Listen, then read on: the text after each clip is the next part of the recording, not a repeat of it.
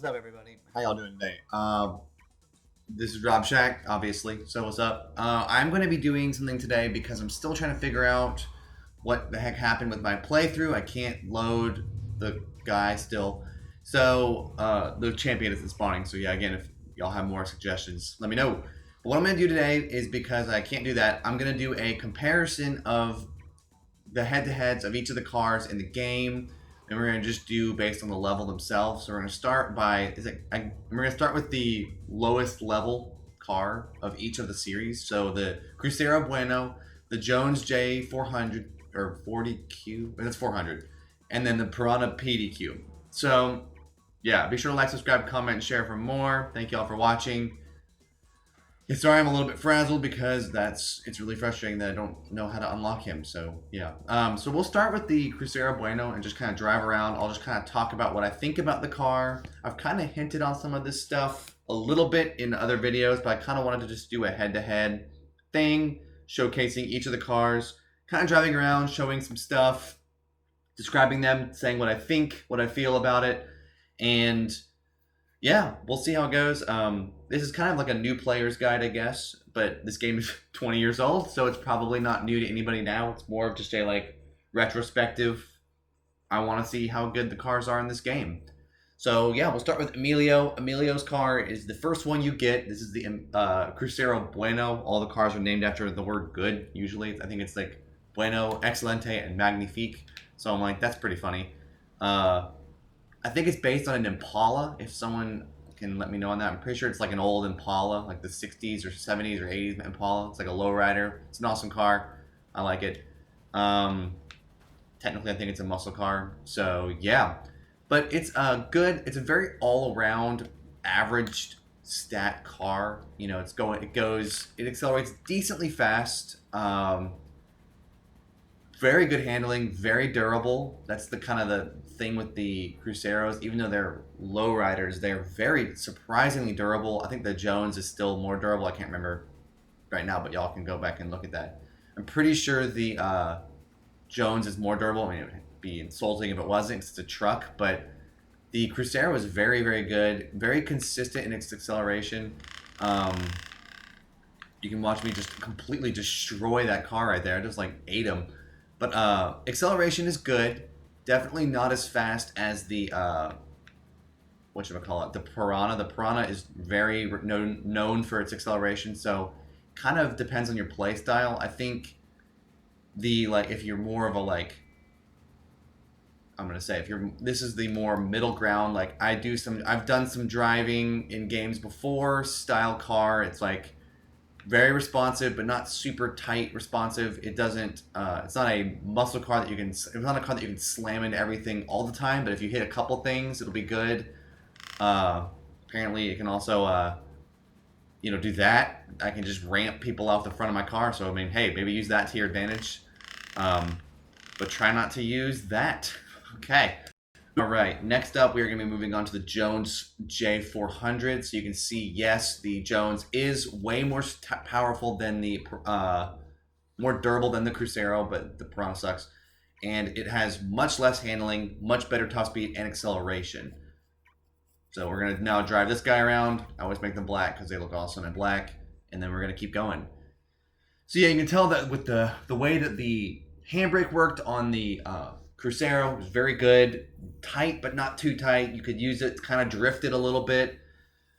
Acceleration was very good. It didn't kind of abruptly stop. It just kind of kept accelerating until it hit its top speed, and then it just chilled there. It's like 125 or something like that. I can't remember now.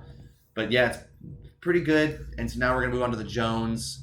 You'll see that I'm not the biggest fan of the Jones, but I don't want to knock it because there are people who are probably really good with the Jones. I think it just doesn't go along with my playstyle very well. My playstyle is much more in tune with the Crusero and the Piranha than the Jones.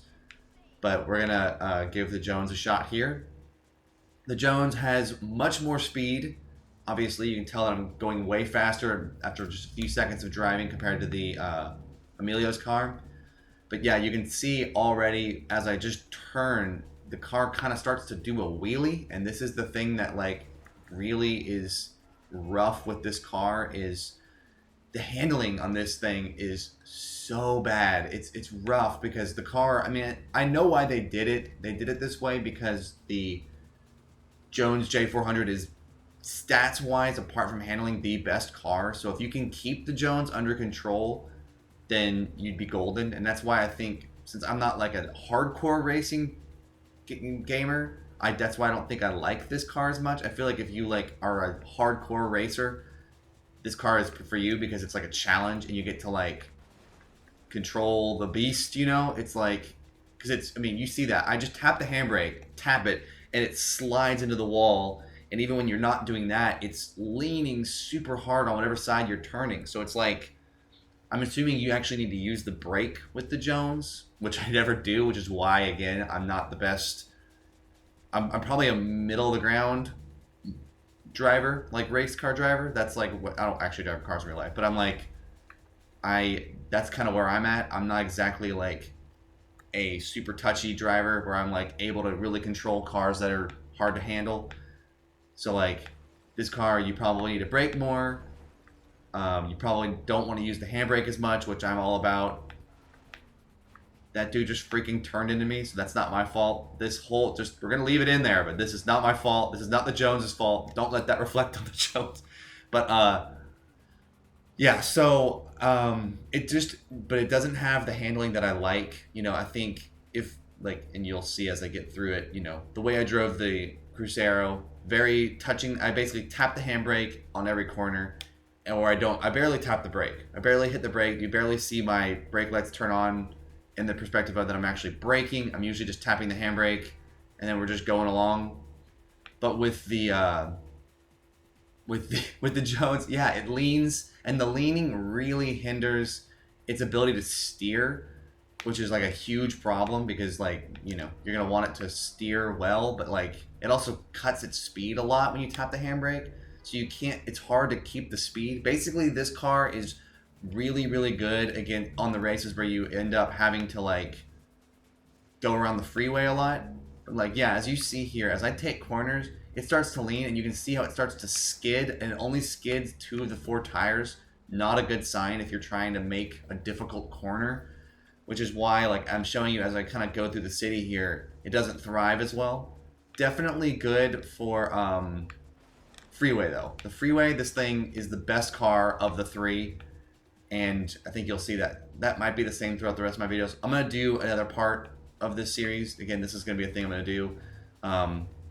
So I guess this car technically is more likely to flip over because I've unintentionally flipped this car over a few times so far as it hits walls. It's not as grounded. And that's obvious because of when I turn, you can see that it slides up and you can risk kind of flipping over. I'm pretty sure, I think it's the next Jones, but I won't talk about it too much. I think then one of the other Jones, the later Jones, will flip over like every time if you steer it. And this one just leans.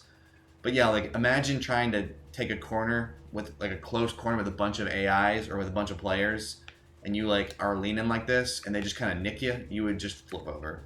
So overall, definitely like the Jones, but it's just not my favorite. And especially when you start to slide like that, it's really difficult to straighten it back out again, and then you lose a lot of speed. Right, now we are onto the Piranha PDQ. So as you can see, huge things to note. Handling is insane with the Piranha PDQ. Absolutely crazy. And honestly, so is the acceleration. The acceleration is the same as the Jones 400, and you see that the top speed's completely garbage, terrible top speed. But the durability is pretty crappy too, honestly. So you think, well, how is this car so good? It's like, well, because in these games, this car is essentially the Toad in Mario Kart 64 of this game. It has this insanely high acceleration so that if you're getting hit a lot, if you're making a lot of turns, if you're nicking traffic a lot, you're going to want to use this car. If you're not, like, it's kind of the, like, new player guide car. I mean, obviously the later one is not nearly as user friendly. The later car is a beast, but like the Piranha PDQ is just so lightweight, so fast. The grip is insane. You're gonna see it because that handling is so good. This car can freaking turn on a dime, and like, it's not realistic, of course. It's not realistic. Like, this game is pretty cartoony, and so you would never be able to do this. But like just tapping the joystick, you can tell every time I tap the joystick, the car basically takes a 30-degree angle turn, and you're like, that's pretty insane. I'm like, yep, this is the car that I feel like when you get used to it, you can really do a lot of good stuff with it. But the huge drawback is the top speed. The top speed is absolutely terrible. There's a train coming by my house. Hold on.